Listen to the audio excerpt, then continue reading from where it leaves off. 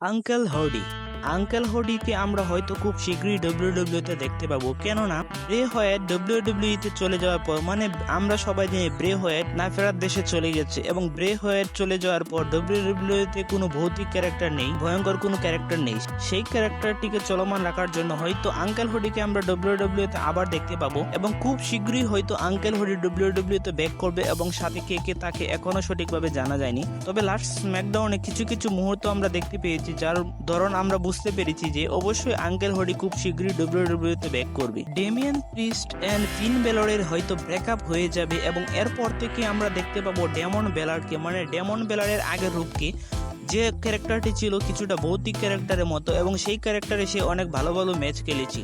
বর্তমানে ডব্লিউডব্লিউতে আমরা দেখতে পাচ্ছি ডেমিয়ান প্রিস্ট এবং ফিন বেলারের মধ্যে সম্পর্ক ভালো যাচ্ছে না, কেননা ডেমিয়ান প্রিস্ট চ্যাম্পিয়ন হওয়ার পর থেকে তার মধ্যে একটা অ্যাটিটিউড চলে এসেছে, এবং সে কাউকেই ভালো মানে সম্মান দিচ্ছে না। এবং বেলরের সাথে যদি তার ব্রেকআপ হয়ে যায়, হয়তো আমরা কে কার উপর ট্রান করে এখনো কিছুই বলা যায় না। তবে সামনের এপিসোডগুলোতে আমরা আস্তে আস্তে দেখতে পাবো ডেমিয়ান প্রিস্ট ভার্সেস ফিন বেলারের মধ্যে ব্রেকআপ হয়ে যাবে, এবং সেখান থেকে ফিন বেলার হয়তো ডেমন বেলার রূপে আবার ফিরে আসতে পারে, এবং তাদের মধ্যে একটি ভালো স্টোরি লাইন চলতে পারে।